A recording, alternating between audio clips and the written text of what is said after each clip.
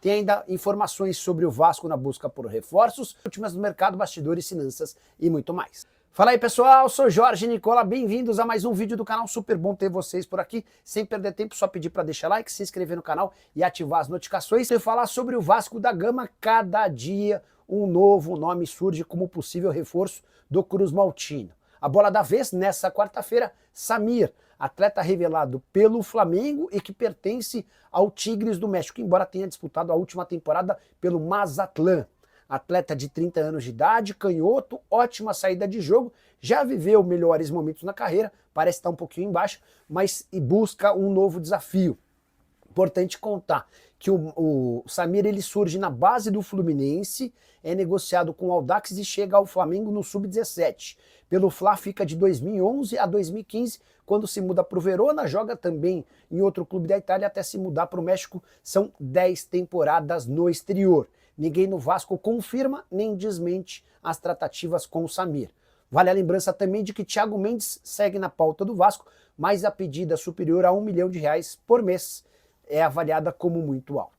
Hora de falar sobre o Vasco, queria contar sobre os custos de Souza e Alex Teixeira. Souza, obviamente você sabe, já rescindiu seu contrato, Alex Teixeira permanece em São Januário. Dois atletas veteranos contratados por indicação de Felipe Coutinho. Dá para dizer que se o Coutinho tem enorme papel e importância dentro do Cruz Maltino, os outros dois não. Com detalhe, eles têm um custo mensal de R$200 mil cada. 400 mil por mês, se a gente multiplicar por 3, incluindo o 13º e também com impostos, esse número supera R$30 milhões por temporada. Souza acabou tendo seu contrato rescindido porque não conseguiu performar. Na atual temporada foram só 3 partidas. O último jogo é em 29 de janeiro. Desde que ele voltou a São Januário, na metade do ano passado, foram 8 jogos. Performance muito abaixo daquilo que ele vinha prometendo enquanto jogava no exterior e dizia que se jogasse no Vasco teria capacidade de performar bem. O Alex Teixeira até tem uma participação um pouco maior.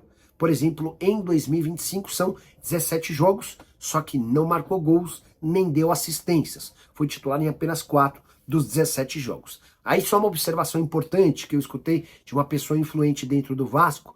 Se o Alex Teixeira não consegue contribuir tanto com a bola nos pés, tem representado e dado bons sinais de liderança.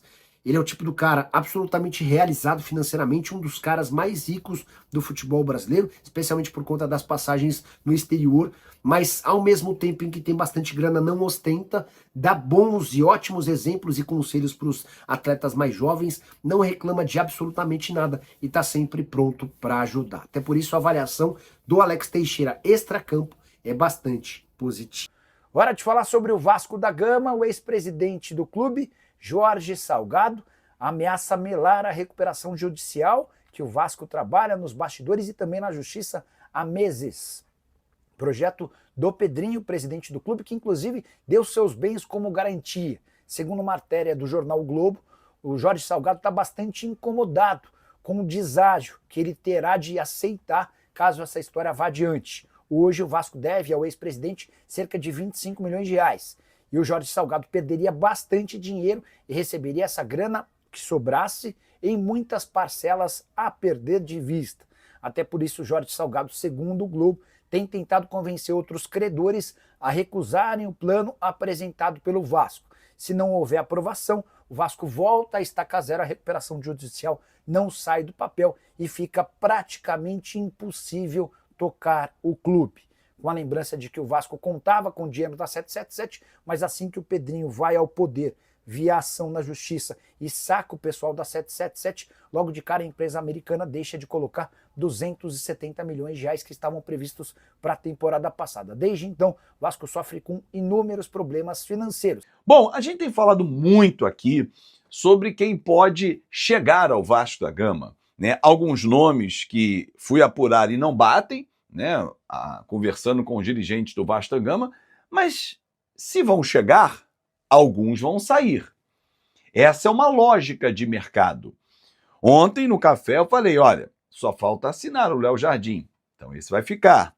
Felipe Coutinho depende da negociação com o Aston Villa. Mas e outros? Esforça fica, Lucas Freitas fica, Luiz Gustavo fica. Jean Davi fica.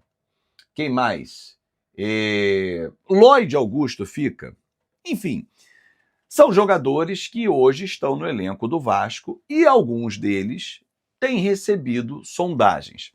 Gente, para que eu possa deixar muito claro para você, o mercado abre, né, a janela de transferências no dia 10 de julho, porém os clubes já estão mapeando os seus reforços, já estão buscando alternativas, e esses jogadores que eu falei não são jogadores hoje do elenco titular do Vasco, do time titular do Vasco, eles pertencem ao elenco.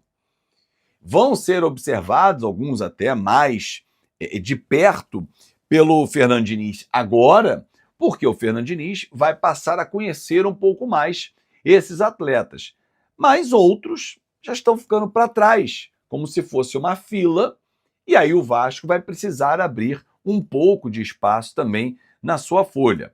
Não adianta dizer, não, o Vasco está atrás do atacante XYZ. Pô, vai botar mais um atacante no elenco? Hoje, vamos lá, vamos anotar. Nós temos Ryan, Verrete e Nuno, o trio titular. No banco, Adson, Lloyd, Garré e tá chegando o David.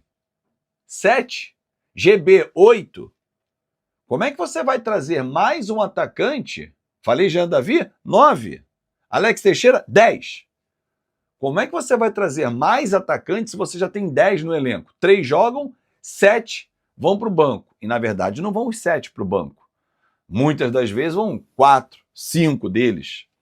Né? Porque o Garré e o Alex Teixeira podem fazer uma dupla função, jogar ali onde atua, por exemplo, o Felipe Coutinho. Mas numa boa. Não tem a menor chance do Vasco trazer sem tirar. Então, desses nomes que eu falei para você, torcedor, do setor de ataque, por exemplo, Jean Davi é um jogador que o Vasco observa porque sabe que há mercado para ele, principalmente por ele jogar, ele tem sido convocado para a seleção chilena. Então é um jogador que não se adaptou ao futebol brasileiro, não se adaptou ao Vasco? Verdade, por enquanto não. Mas é um jogador que tem mercado, principalmente no país dele, no Chile. Um Colo-Colo da vida. Ele pode jogar no futebol uruguaio, o futebol sul-americano. Talvez mais difícil pensar numa negociação na MLS, mais difícil, né? Então, mas é um jogador que tem mercado. E aí o Vasco empresta, vende, faz uma troca. Ele é uma boa moeda de troca?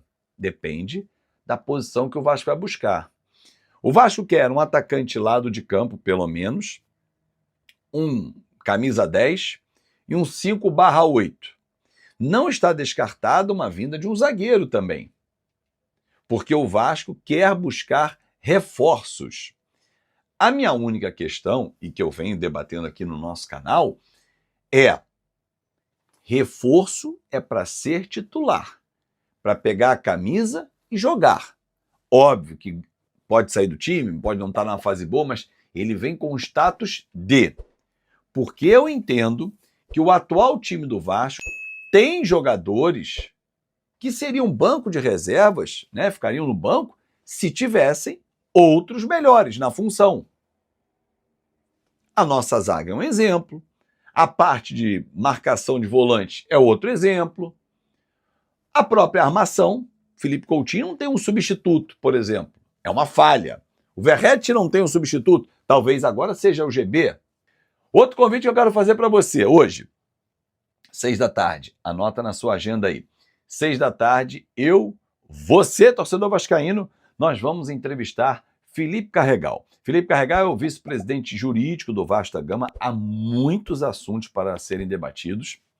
Recuperação judicial, reforma de São Januário, passa por uma questão jurídica muito intensa, negociação da SAF do Vasco, processo contra a 777, arbitragem na Fundação Getúlio Vargas. Olha, 5 temas importantíssimos, fora o desmembramento de cada um deles. Porque aqui você tem 3, 4 temas, aqui mais 5, 6, 7. Meu irmão, olha, o papo vai render. E eu conto com a sua audiência a partir das 6 da tarde ou 6 da noite como você queira. Deixa eu recuar o time, já que eu comecei lá na frente, falando dos atacantes, né? E os zagueiros? Nós temos hoje à disposição a zaga titular, João Vitor e Lucas Freitas. Luiz Gustavo era titular, perdeu a posição. Maurício Lemos veio com estado titular, mas não consegue ter sequência. Tem o Lucas Oliveira e o menino Lincoln. Então, 6 zagueiros no elenco. O Vasco já abriu mão do Capasso. Já abriu espaço nesse setor. Capasso já vazou. Esses jogadores aqui, os Lucas são observados, mas o Freitas está jogando. Então o mercado olha e assim, opa, esse cara podia vir para cá. Já houve uma sondagem, um clube turco por ele. Inclusive, representantes estiveram no estádio, vendo bem de perto o Lucas Freitas. O Vasco não vai negociar? Ué, dependendo, valor que pagou, valor que pode levar, por que não? Né? É dinheiro que entra em caixa e aí você abre o espaço para trazer um zagueiro. Não está no radar nesse momento trazer um zagueiro. Se tiver uma oportunidade de mercado, com certeza. Ainda em relação ao Felipe Coutinho, que eu falei um pouco antes, o contrato dele com o Aston Villa segue. Os representantes dele estão buscando o Aston Villa para ter um entendimento. E o Vasco está esperançoso. Se não for um ano, pelo menos 6 meses com o Felipe Coutinho seguindo no Vasco da Gama. É isso, galera. Espero que vocês tenham gostado.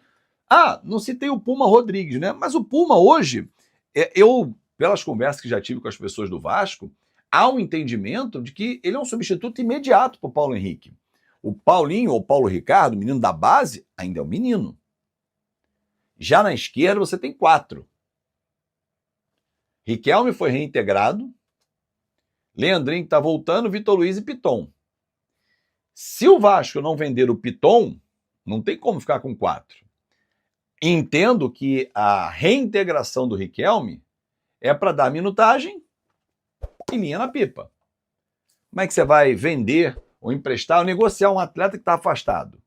O Diniz resgata o Riquelme, com quem trabalhou na primeira passagem no Vasco, 2021, naquela Série B, e aí vai para o banco, alguns jogos, ficou no banco, foi relacionado e tal, e aí o empresário dele, salvo engano é o Carlos Leite, vai ter essa missão, junto com o Vasco, de buscar ou um comprador, um novo clube, enfim, ele já rodou, foi para o Sport, inclusive, mas não vejo ele como um lateral que possa ser utilizado no Vasco da Gama. É isso, galera. Muito obrigado pelo seu carinho, pela sua atenção e até mais tarde aqui no seu canal, na sua casa, que é o Fanático Vascaíno. Isso aí então, galera vascaína, ficamos por aqui com as informações do Vasco da Gama para você nesta quinta-feira. Espero que tenha gostado. E se gostou, chega deixando aquele like, se inscrevendo no canal e ativando o sininho de notificações para você não perder nenhum conteúdo do Vascão da Gama aqui no canal Eterno Vasco Oficial. Um forte abraço a todos e até o próximo vídeo com mais informações.